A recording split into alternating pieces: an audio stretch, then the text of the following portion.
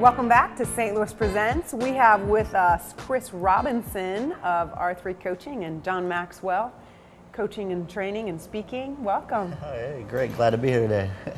So let me ask you, for those of you who don't know, I mean, John Maxwell is like the godfather of the topic of leadership, wouldn't you say? Absolutely. And, how did you come about aligning yourself with that? Well, for many years, John was asked, to put together some type of program where he would certify other coaches and speakers and trainers to go out and teach his methods. He's been teaching on leadership for over 40 years, written over 72 books, and last year, it was about a year and a half ago, for the first time they offered certification through him. And so he's actually teaching and his methods and what he's written about for over 40 years. And I had an opportunity to join that organization, and it was a perfect alignment with what I believed, and the core values were there. And so from that point, it's just been exactly what I needed and been a great asset for me. We just last week had a guest on from Slate, and a lot of times we talk about the jobs that are available in the city, and there's some really good jobs. And there's so many people competing, and I think people forget that these soft skills like leadership, of personal leadership and business leadership, are so important when you're trying to distinguish yourself from the pack. Right. Yeah, you're absolutely right with that. And when it really boils down to it, actually in John Maxwell's book, The 21 Irrefutable Laws of Leadership, there's a law called the Law of the Lid, which says that a person's ability is their leadership ability determines their overall effectiveness.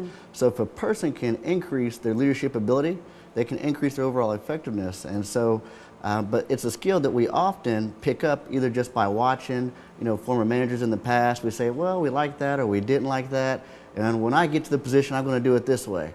But we never actually really dive in to develop that leadership skill. But when you can do that, you're not only going to impact those that are working with you, but those you can impact people beyond them. And this is something that spans across all industries, all types of businesses. Right. But what do you think is the number one message that you try to get across to all the people that you're trying to, send your message out to? Right. Well, the number one message to get out is that leadership is that everyone's a leader. Okay. Well, we have to redefine leadership, and the way that John defines it is that leadership is influence, nothing more, nothing less. So it's not about a position or a title.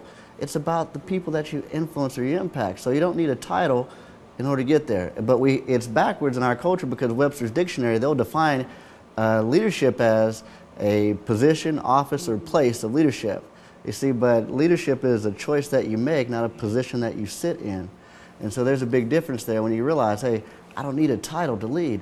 And when you can realize that leadership is influence, nothing more, nothing less, that makes every single person out there a leader, and they can embrace that.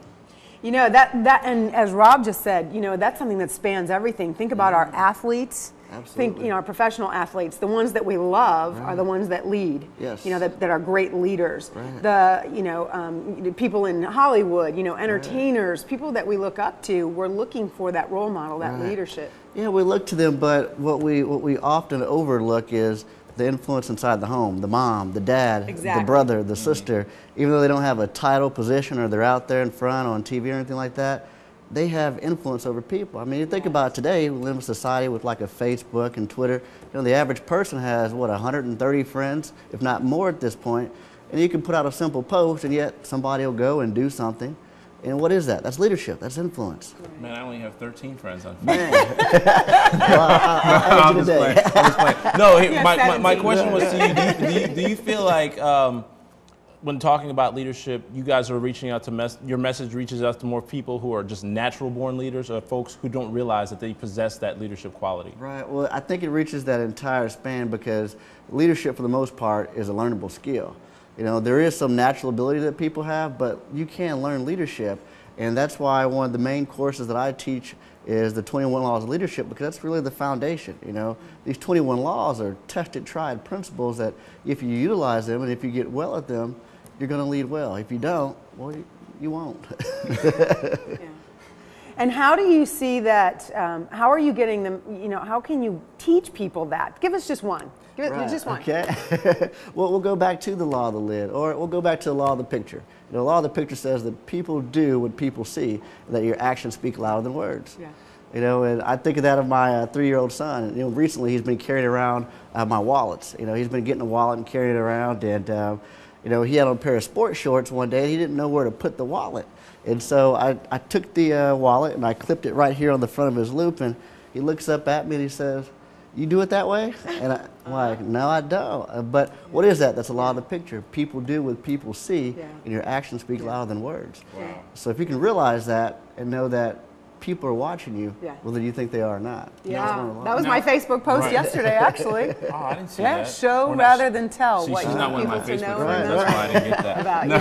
now Now, you have an event coming. Right. Yes. Yeah. Yes. We have the Fall Forward event. This is the second year doing this event. It's going to be at the Embassy Suites in St. Charles, so just across the river for our St. Louis people. And it's going to be on September 15th from 9 till 2. Got a lot of great speakers. April's going to be emceeing the event. Yes, And we got MC. Yeah, we got Dwayne Bess, author of The Perpetual Hand, Brian Binkolder, the financial coach, Lethea Owens. Yeah.